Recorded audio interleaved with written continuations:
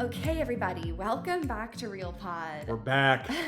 Appearance 7. My husband Max, who's arguably more popular and beloved and well-liked Okay, that than is me. completely false. No, Pure sidekick mode. The people love you. They love you. So, anyways, I just did a recent solo episode where I did a relationship Q&A on all things relationships. You guys really enjoyed that one, and so I thought let's continue it. This time, giving relationship advice. Who better to have join me? Then my little sidekick bit. No. Max. Then It's good to be here. Then my husband. Maybe this is the first of a series to come. And I think, yeah, that would be so fun. And I think you balance me out a lot. I just thought we'd have, good differing cohesive opinions that would help people. This is definitely our best advice. Take it with a grain of salt. Definitely do not live your life based on our, witty, quick advice on this pod. But all of you submitted voice notes. If you follow my Instagram and the Real Pod Instagram, you saw there was a 24-hour submission portal. Thank you to everyone who submitted. I'm so sorry in advance if yours was not chosen. It's not even honestly that it wasn't chosen. We had so many, we couldn't listen to them all. So it's nothing personal. So anyways, without further ado, we're gonna dive into our first question of the epi. Hi, Vic. So I'm kind of in an awkward situation. I have two guy friends who I'm really close with, and the three of us are like this little trio, and we hang out all the time. And one night, one of the guys could not make it to the movie that we were going to go see, so it was just me and the other guy. Let's call him Michael. So Michael and I go to the movies, and afterwards he ended up kissing me, and we made out a couple times, but I was under the impression that we were just friends. And to this day, the other guy in our group, we'll call him John, has no idea that this occurred. And John and Michael are like best friends. And John does not know that anything happened between Michael and I. And I ended up friend zoning him, but he is still very persistent and is pursuing me. So I am now stuck in this awkward thing because I don't want it to ruin any of the friendships with either of them. So yeah, that's kind of where I am at the moment. That is a juicy love triangle. Totally. Thing that jumps out right away. Made out a couple of times. So she agreed to go back to the makeout, which means she was about it for a little bit. But, you go to a movie, it's nighttime, you make out once, then you go get ice cream, then you come out, you make out again. Like, I think it was all in the same night. But she's kind of about Michael, like this idea, I friend zoned him. Like, know? But I think she might have been like... Michael saw his window. John was out. Michael's like, if it's not going to happen now, it's never going to happen. I'm going to a movie. Like, I honestly respect Michael for making a play tonight. Realizing he had to shoot while he had the chance. I think that, first of all, she could have kissed him multiple times just because, like, why not explore it? And then she realizes a few days later, a week later, she doesn't feel it. But I feel like these two are going to talk eventually. And I don't know how close you are, like, how much you care about your friendships with them, like, if it's going to be lifelong friendships. But I think, like anyone in my life that I care about, I'd rather tell them something than have them hear it from someone else. Like, those guys are going to get drunk one night or be out, and then the one that kissed you is going to be like, dude, I got to tell you something. You think girl needs to tell John and just be like, hey, I made out with Michael? I think we missed you, and it would have been fun to have all three of us together. No. You had such a serious face. I didn't know you were going to spin it that way. I think she has to say, I got to tell you something. It's shocking and awkward, but that night we went to the movie, we kissed each other, but I don't feel anything for him, and nothing's gonna happen moving forward, but like, I felt weird that you didn't know because we're so close, and I didn't want there to be a secret that you didn't know. I think the thing that makes this even better is that she's not into the other guy. She's like, but nothing's gonna happen. It was like this weird one night where like we kissed. I think you need to be honest. Definitely, because you're living in fantasy land to think that you're hanging out with two dudes and one of them doesn't want to bang you. They both are probably in love with her is the thing. 100%. And so she needs to set the standard straight. So that's our consensus and our advice. You should tell him. And we wish you all the best with that conversation. Yeah. Okay, here's the next one. And Michael, hey, keep battling, man. You get friend zoned, dude. Keep battling. Stay top of mind. First off, love you and Max so much. So super excited that you're doing this. But my boyfriend and I, we're coming up on our 4-year anniversary. And we actually have always lived separately. I'm in a studio apartment, he's in a 1 bedroom, and we're like basically next door neighbors, so it works out really well. And it's gotten to the point where maybe 3 nights out of the week we stay over at each other's places, and then the other few nights of the week we're by ourselves. And honestly, I love that schedule. I think we're very independent, and I absolutely love that time to myself. But I guess it's getting to the point where, because I love the system so much, like, is there something I should be looking for to know that I'm ready to move in with my partner? Because nothing's really like coming up where I feel the need, and I'm hoping that's not like a red flag. So just curious if you guys have any weigh in on the matter. These are good. Yeah, that one's from Charlie. These are good, but they're like next door neighbors. So what happens the 4 nights where they don't spend the night? They But just that- like shake hands and go their separate directions. No, I think that's what she's saying. Like maybe she comes home late from work and she's like, I'll see you tomorrow. Like I think Yeah. she likes the routine of like, I don't have to be with him every single night.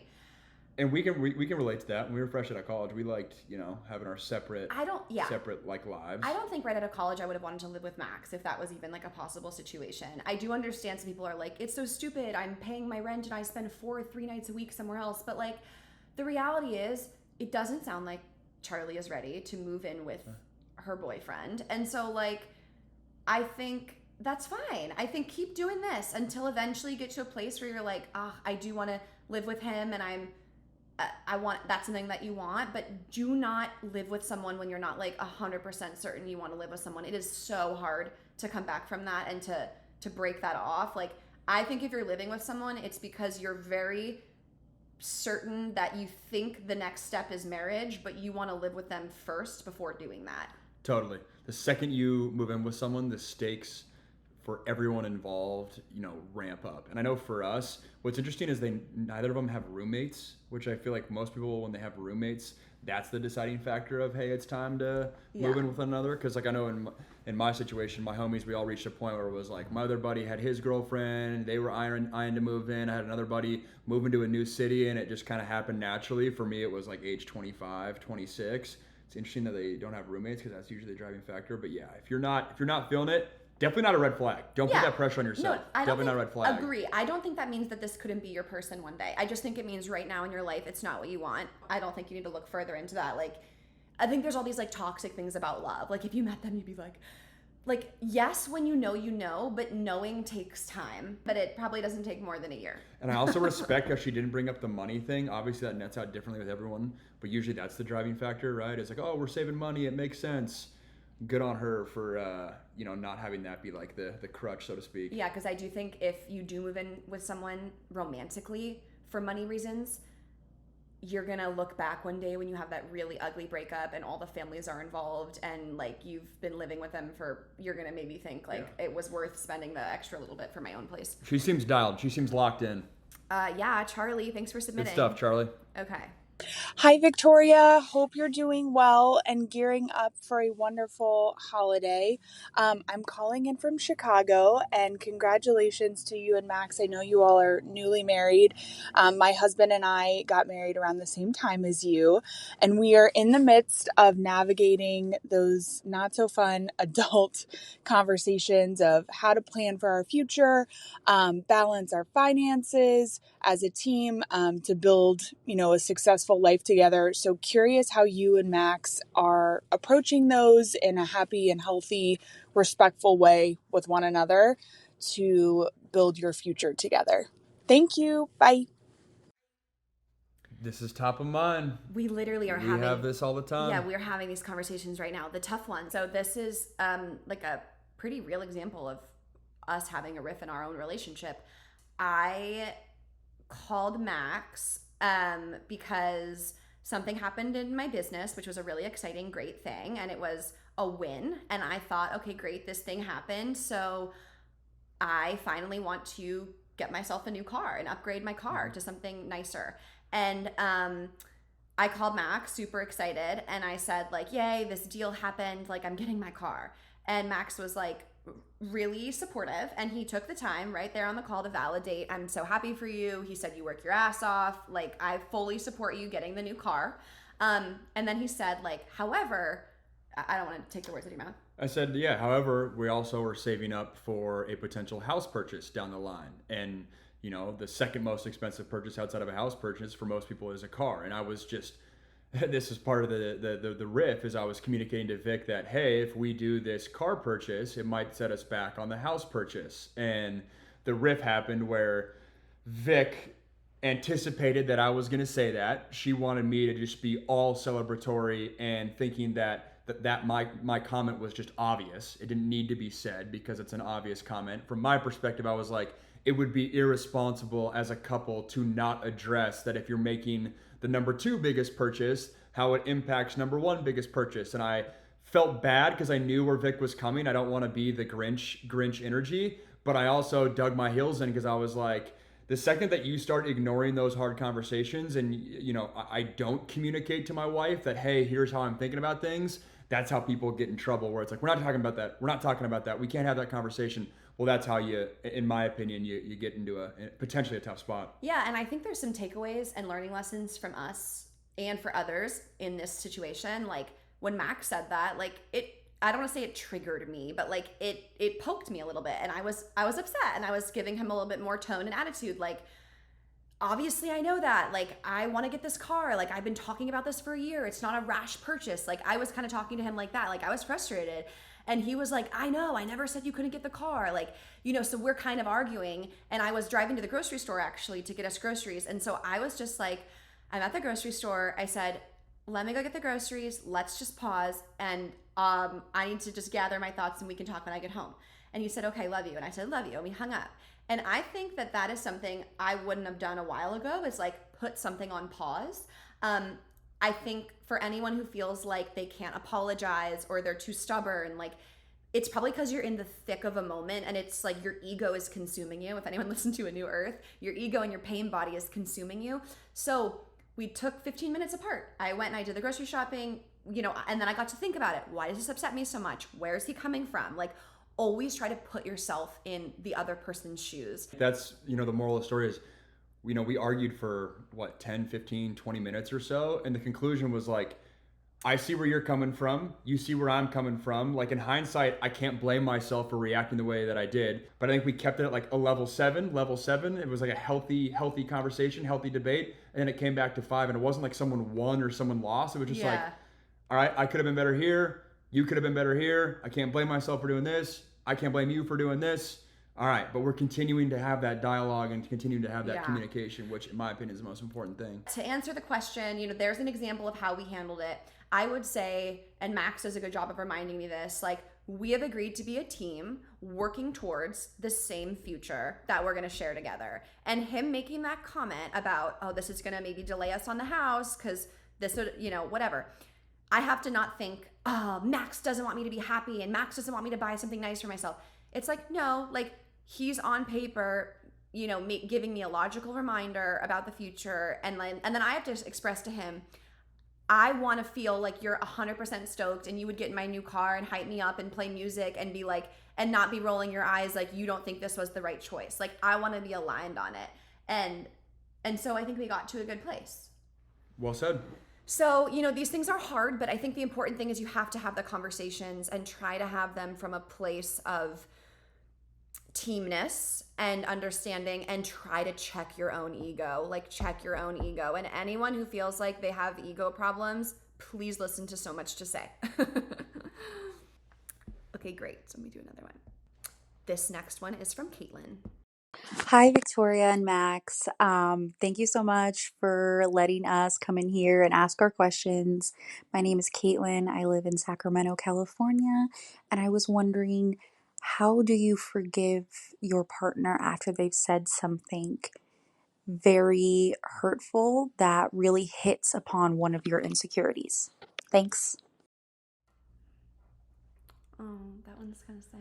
That's tough. Yeah, it's tough. I feel like it depends what the thing is that hit on the insecurity. Were you in a fight and they said something really cruel, and you're just like your mom, who's the worst. It's I don't know if it's something, or now I understand why you don't have any friends. There's below the belt, cruel comments that I don't think are that forgivable. I think that's the true colors of someone. I would never say something to you that was like I think there's a difference between that and then you making a comment about food where like last night Max kind of made a joke. I was like, can I have ice cream? And he was like, yeah. And I was like, I just want a scoop. And he was like, no, you get the whole pint because you've been a good girl. And I was like, don't say that. Yeah. But that's not like, that hit an insecurity, but it's not like a cruel, malicious thing. It's just me reminding you of a boundary. Totally. And it's tough because I don't know if we've ever had like a below the belt, out of left field comment. So that's difficult, but I think, you got to address it head on. And, is that comment hidden behind some sort of trauma or some other factor that they're trying to surface, something much deeper? My sense is that 9 times out of 10, the answer to that is yes, that comment is the root of something else you need to address, or it's the root of, like you said, a huge character flaw where, you might need to, reassess where things are at. Yeah. Also, the apology can tell you a lot. Totally. If the person is crying, like, I'm so sorry, that was so uncalled for. There's never an excuse for me to say something like that. Like, I'm so mad at myself for doing that. Like, I promise that'll never happen again. Like, I think you can tell a lot in someone's apology. And I do think a good rule of thumb for relationships is always a second chance and never a third. And I live by that. I give that advice to my friends. I think everyone deserves a second chance, not a third. And so I think, and if you give someone a second chance, you have to fully give it to them and trust them and move forward. But, there's a lot of contextual things that I think you need to think about. That's a great response. Fool me once, shame on you. Fool me twice, shame on me. Yep. Love it. Okay. Hi guys, thanks so much for doing this. Just wondering if you guys can provide any sort of advice for all the single people out there, regardless of whether they've been in a relationship before or haven't. I just know it's really hard for a lot of people to kind of hold out hope that their person is out there for them, myself included. So, if you guys have any wisdom to impart about that would be greatly appreciated. Ooh, loaded one. I go right away as, be the person that you would want to date and show up for yourself on a daily basis, right? Are you the person that's coming in with bubbly energy and a positive attitude and a glass is half full type of mentality? Then great. I think that attracts a certain type of individual. If you're the type of person that's the other way and it's woe is me and it's, poor me and all that, it's obviously the other direction. I get the sense that that's not her energy. But, I think for me, leaning into events and being a yes man or woman is another. Or person, yeah. And I also think don't put a clock on yourself. That's one thing that I think people, when it's, hey, I'm 23 and I need to have X, Y, Z, or I'm 21 and I need to have this, or I'm 25 and I need to be married. People that put themselves on a clock, in my opinion, add a unnecessary pressure that you can feel when you're in social situations that, again, won't attract, in my opinion, your dream person. Because I think that dream person comes about naturally when you're in your flow state and you're out there being your best self, versus if you're up against the clock, not only may you not find that person, but I also think you might attract the wrong person and convince yourself it's the right person. Yeah. And then at 27, or I don't know how old you are, but then you look back and you're like, oh man, this isn't the right person. And there's more of a clock and more pressure and whatnot. So show up, be your best self, and throw the clock out the window. Yeah, I love that. And what I was going to say was really about time. There's been so many women I've met through work who, like Tanya Rad, was really vocal about being single into her 30s and like not having a relationship. And actually, this is like a random, like if someone wants like a tangible takeaway, she told me that she read the book Calling in the One, and she said it was like amazing. And if you go read the reviews on Amazon, all the reviews are like, I read this book and then met this person, or I read this book. It's like so wild. I haven't read it, but Tanya read it and then met the man she's now engaged to. But Tanya Rad, Aaron Foster, just two people I've seen like on Instagram find love later into their lives and be so vocal about how they're so glad they never settled for anything less, and that when they were in their 20s, like just they were so consumed with it and they wish they just enjoyed their life because like that person's gonna come when they're gonna come. And I know it's hard. It's hard when all of your friends have gotten married, when all of them have gotten engaged, and then you think to yourself, oh, when it's my turn, everyone's gonna be over it, or they're gonna be having kids. Like, just try as much as you can not to compare your timeline to someone else's, because yours is going to be different, and it's beautiful, and it's made for you. And I'm sure it's hard to hold out that hope. And obviously, we're speaking from a position of being married pretty young, but I think the timeline thing is what gets a lot of people worked up. And I also know it's super ignorant of me as a male to talk about the clock because it's a different dynamic there. So Right. That's not lost upon me. But one last little nugget from my end. Vic and I fell in love during one of the most difficult times of our life. I was transferring my football career, had a huge hurdle there, and had to move across the country and whatnot. And so looking back, it's funny that one of the most negative time periods of my life resulted in me finding the love of my life, which, I don't know what mental state you're in, but it doesn't have to be all sunshine and rainbows in every aspect of your life to find that person. You might find them in unexpected ways. Mm-hmm. And a little metaphor I love, and I've actually heard this about happiness, but I think it applies to relationships, is like, it's like a butterfly. If you go try to catch it, you never will. But if you just sit and do you, like, it might land on you one day. And I always think about that when I get really eager and consumed with something I think I want to have out in the universe and I can't control. But feel for you. And I know that it will all work out. We have a lot of friends who are single. True that. Hi Vic, hi Max. I hope you guys are doing well. On to my dilemma. So I have this guy best friend I've known for about 8 years. We are also family friends, which makes things a little more complicated. But I have a major crush on him. I think he's the guy I'm gonna marry. Yeah, love of my life. And all my friends know that. However, I don't know if he knows the extent I like him, and I don't necessarily know if he feels the same. Now, this summer, one thing led to another. We ended up making out, but never talking about it. Even the day after, acted like everything was normal. And we live very far apart, and we're both in our early 20s, going to school. So we only see each other about twice a year. And we talk every few weeks. So definitely not the best communication. But I'm just wondering, should I try to make something work? Should I bring up the kiss? Should we talk about it? Should we date? Do you want to just give some advice to your younger selves about dating in college? That would be so great. Thanks. You already got the hardest part out of the way. They've made out. Okay, They've made out. I have a crazy answer for this. Go. If it were me and I thought that this guy was the guy I was going to marry one day, I'm a psycho, but I'm sweet but psycho.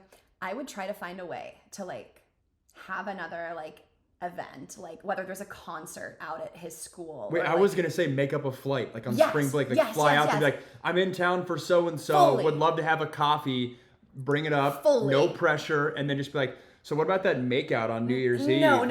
That's not how you play it. You get in the same city somehow. You look hot AF. You dress up. You go out and like you're just flirty and you're your vibrant self and like you give him some looks and like. And then come like 12 or 1, like you'll be able to read, like, is he grabbing you by your waist? Is he buying you drinks? Like, and then if you're a little like liquid courage, you could be like, are you ever gonna talk? Like, are you ever gonna talk about the kiss? Like, no, don't be sassy to my guy. My guy's obviously flirty. Like, so are we ever gonna talk about it? And like, sip your straw. Well, I get the sense that this guy doesn't know how to bring it up, and he might not be, super dynamic in this type of situation. He's probably just nervous as shit. That's why I think they need to hook up again. If you can be at a bar, at a party, at a concert, at a dinner, like I think just nighttime is good energy. You can't deny that. And then like I think you can read the room from there. I like that. Like invite him to a concert. I want to go this. You want to go? Yeah. Right now it's the holidays. Like hopefully they're gonna see each other for Thanksgiving or Christmas. Love a good holiday rekindle. Or New Year's, and it will fix itself out. But I definitely think that there's a pathway here. Yeah, there's a pathway here. You need to get into the same place again where you could possibly hook up, like that same kind of energy environment. And then another thing you could do, I think it's always nice if you don't want to handle like rejection to your face. I would tell someone like, ask so and so if like they're still into me, or just say like, Vic's looking cute tonight. What do you think? And like just ask them to read the room, come back and tell you. My gut says this dude's gonna shut down if a third party gets involved because he's gonna get embarrassed and he knows that the stakes are super high because they're family friends. I would just throw an alley-oop softball to this dude and be like, So that makeout, we never really talked about that. Like, what are you thinking? Where's your head at? And then he'll either, he'll blush and get embarrassed, and I then you would can step not in hit there. it that head on. This dude's 100% into her, 100%. Okay, then I think life is, but also timing. She said this could be a person one day. She doesn't want to spoil it. She said advice for college dating. Well, then just like take the temperature down. Don't put so much pressure on it. Even if he's like, yeah, I might have feelings for you. Like you don't have to be engaged in 2 months. Yeah. You just want to have the conversation because the second you get out of college, Yeah, things could pick up. Also, I once in high school, there was a guy I liked and I wanted him to be at this like concert event my friends and I were going to. And so when I asked him if he was going and he said no, I was like, oh my God, but we actually have an extra ticket that we're like trying to sell for super cheap. I like fully bought an extra ticket and I just did that because I wanted him to be there. So that's the be there method. It's a little cryptic, but I like it. I respect it. Okay, it's stalkerish if a guy does it, but if an unassuming nice girl does it. Okay, next question. We hope that helps. How's it going? I'm in the shower, so just ignore the water in the background. I have a question for Max. How do you support Victoria with issues that you've never dealt with and be there for her when you don't understand what she's going through? Thanks, guys. Thought I knew this guy at first. I don't. I listen. That's one thing I've had to grow in a big way. That was something Vic and I battled on the first few years of our relationship, is when she would have an issue and when she was going through something, I would right away go coach mode, right away go problem solver mode, which my gut says there's a lot of dudes out there listening that do the exact same thing. And it's not from like a malicious standpoint. I think it's more from a standpoint of we don't know what to say. And so the only like legitimate feedback that we have is like constructive feedback, trying to find a solution to the problem. And one thing that I've grown in, especially with, like you said, keyword issues that I cannot relate to, is just listen and support and be a sounding board, because that's one thing. It's been a couple of years since we battled on this, but because you've gotten a lot better at comforting me. Then you come to me with stuff, which is great, versus I was on that slippery slope of if you keep playing coach mode, then you're gonna have to go to other people for, that venting session. And that was really hard for me because I was like, I love Max. He's my best friend. And he's at the time was like my boyfriend or my fiance. But why is he person 4 or 5 I want to go to in a crisis? And like, I didn't want that. I want him to be number 1. That's my person in life. But I just never felt like he listened or he understood. Like, he just wanted to solve the problem. And actually, there's like a hilarious YouTube video about this. I will put it on my stories today. It's this really funny video. So go to my stories and I'll play the video. But I explained to him, I don't want an answer. I just want you to be there for me. And I've noticed it's super sweet. You have all this restraint in you. You'll be like, I'm sorry, babe. That's hard. Yeah, so I'm still a little stiff. Stiff. We're working on it, Jay. But I do think that like it is just listening. And then something else that's helped both Max and I, it's helped me in my friendships, is saying to someone, do you want me to give you advice? I was just about to say that. Or do you want me to listen? Yeah. Oh, well, I don't say it that way. I ask Vic, can I give you some advice? Or like, do you want some advice? And I ask that to give permission because, and this is a little sidebar, one of my big pet peeves in society is people love bestowing their wisdom upon you, even if it's like not asked, just in general, whether it's workplace or in life. And I think by asking permission to give that advice, 1, you respect that person's boundaries, but then 2, it's also acknowledging the fact that like, I know I'm stepping out of bounds a little bit here. Like I know I'm going coach mode. I know I'm going, a little bit like constructive criticism. Can I do that? Because then I have something good to say, or potentially a well thought through response. And sometimes I do want his advice. I want him to coach me up in something or give a solution. I will say I think it's better phrased at, would you like advice or would you like me to just listen and support you? Because then there's like an or versus, do you want my advice? It's like when someone says no, then you're just fucking sitting there. Like, yeah, well, you're right. But I asked that after like a few minutes of like being there. At least I think I do nowadays. Yeah. Maybe I don't. And sometimes I will have the confidence to say, no, like I know what to do. It's just shitty and I just want to voice it because I have no one else to vent to. So I think also if you're on the other side, have confidence to say no. And then my last thing I would say, Jay, just say something like, just be leading with your truth. I'm sorry, like seeing you hurts me. Like I wish I could understand so that I could know what the right thing is to do, but please know that like I'm here for you and you can always vent to me and I love you. Jay, I hope some of this was helpful for you. I think those were some good nuggets, babe. Yes. I get invited back. Hi, Victoria. I just want to say I absolutely love your podcast and all you're doing on Real Pod and with everything of your platform and you as a human being. So just thank you so much. So my question is, I know it might be in guys' nature to like not really pick up on helping when we as the women need help but don't want to ask for it. So my question for you is, how do you get Max to help without asking for help or having to ask for help? And then Max, what goes through your head whenever we're trying to probe that question, but then it might just go through the other ear? I don't know. I don't mean to be rude or mean with that. It's just, it's something that is very challenging in a relationship, trying to get them to see that we might need help or would like help, but we as women don't want to have to ask for it. I love y'all both. Thank you so much. Has Lydia been miking our apartment? This is like literally, I feel like a huge growth moment for me in 2023 with Vic, for sure. I'll let you start then. Yeah, Vic and I established a standard in our relationship where like Vic had her errands and I had my errands. She cleans up her desk, I clean up my desk. Yeah, we the communal things like the dishes and the whatever we would do like together.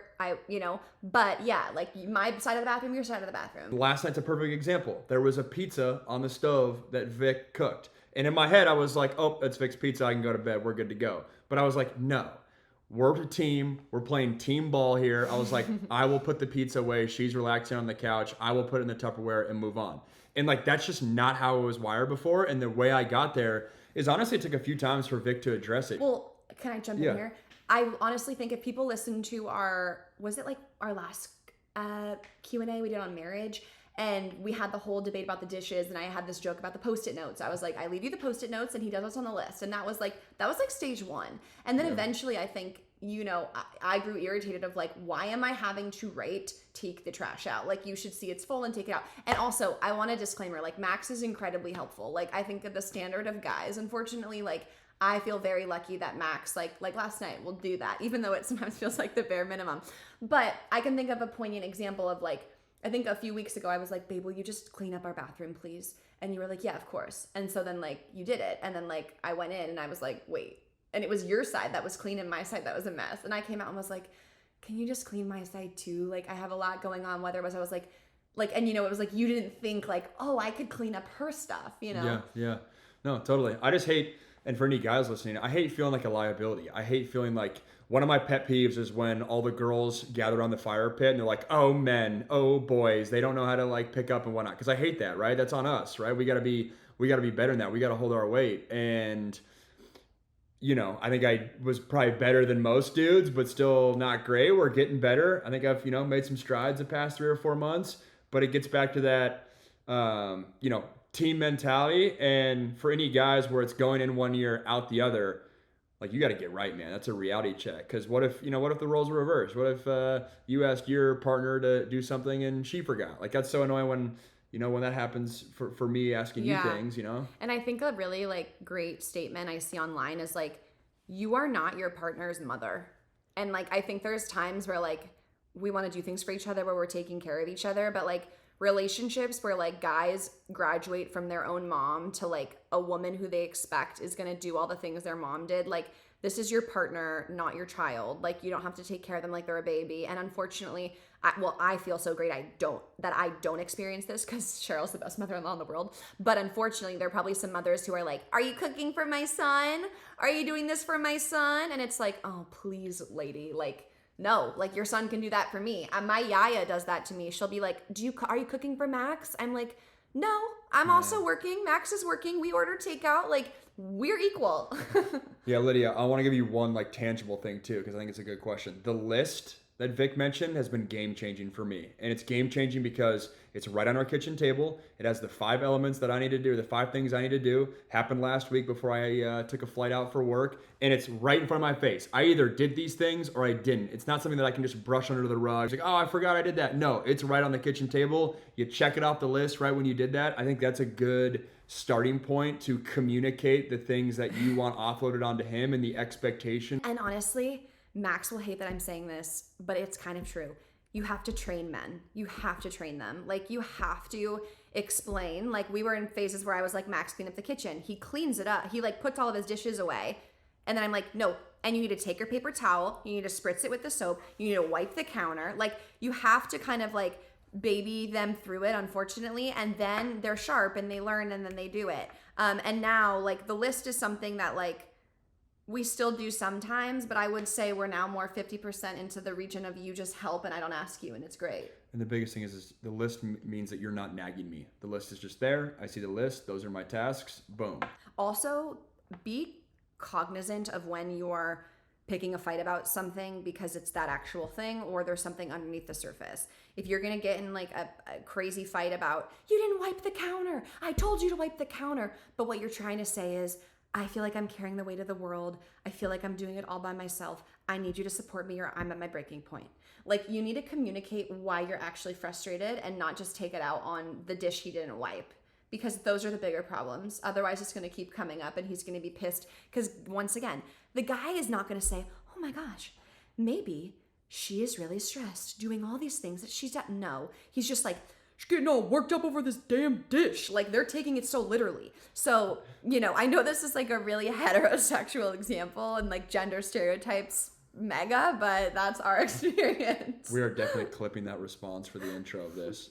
Okay. We're down against the damn dish. No, that was a thorough answer. That's a good question. Okay, yeah, great question. We only have time for a few more, unfortunately. Hi, Victoria and Max. So this is Jen, and I'm from India. So my partner is Irish, and we've been together for almost 5 years. The only problem that I have with him is he does not communicate and he shuts down. So, I just wanted a little bit of advice on how I can deal with that when he shuts down and he just gets angry, and the first thing he does is just like leave me alone instead of telling me what's wrong. So I always have to like figure out what's going on with him, and he doesn't tell me. So I just wanted to be like, how do I deal with that?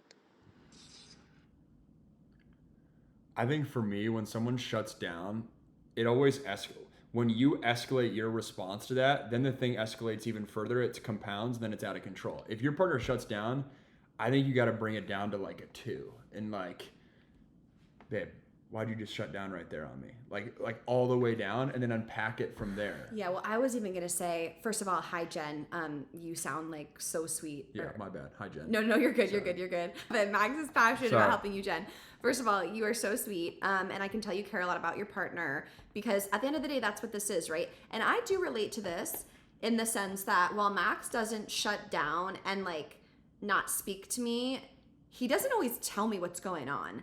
And I've had to be more like mindful of trying to ask him not just how was work today, but like, were you feeling anxious today? Like switching the question to like, yeah. And you do a really good job of, if I am in that shutdown mode, rather than being like, you sure everything's okay? It doesn't sound okay. Like, that response is annoying. You do a really good job of like, you come and sit down and being like, what's going on? Or like, yeah. I can sense that like, did something happen at work or whatever? And you take it down to a level 2 or 3 where I feel like I can engage, and it's like, all right, she's in my corner. And I feel like the specific questions are helpful. Like, how is Billy? And like, are you guys still working on this project? Or like, I think the specific questions like allow them to open up a bit more. I also think that the next time that your partner shuts down, I don't think that you have to address it right in that moment. I think sometimes it's better when they're in a good mood. And obviously you guys have been together for 5 years, so there's got to be some great times in there. I think like the next day or when you're on a walk and things are okay, you could say something general and not use examples, because Max is always gives me this advice in just work situations and friends is like, don't give an example because then they nitpick the example and then they argue about the example, but it's really the high level. And so I think the next time you're at a walk or you're at lunch, you could just say something like, sometimes I feel like I want better insight into how you're feeling so that I can be there for you and support you. And I want you to feel like you can tell me anything. Do you feel like I set up that environment for you? Is there anything I can be doing to make you feel more comfortable opening up to me? Like, I would phrase it like that. No one's in trouble. No one's done anything wrong. You're not giving a specific example. You're just saying, like, I want to show up for you more and I want you to know I'm a place for you to come. How can I do that better? And, like, is there anything you're needing from me?